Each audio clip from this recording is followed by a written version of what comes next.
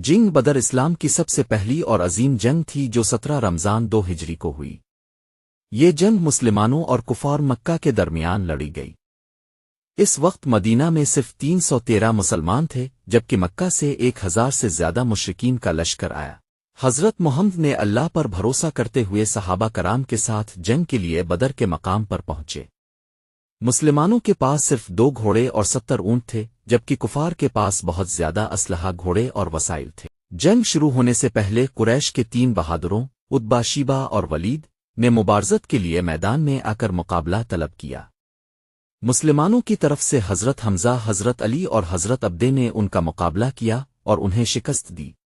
اللہ تعالیٰ نے فرشتے نازل کیے جو مسلمانوں کی مدد کے لیے آئے۔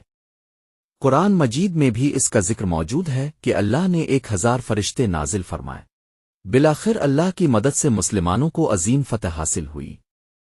70 کفار قتل ہوئے اور 70 قیدی بنائے گئے، جبکہ مسلمانوں کے صرف 14 افراد شہید ہوئے۔ یہ فتح اسلام کی طاقت، ایمان، قربانی اور اللہ پر توکل کی ایک روشن مثال ہے۔ نتیجہ: جنگ بدر نے دنیا کو دکھا دیا کہ ایمان، اتحاد اور اللہ کی مدد سے چھوٹی سی جماعت بھی بڑی طاقتوں کو شکست دے سکتی ہے۔ یہ اسلام کی بقا اور پھیلاؤ کی بنیاد بنی۔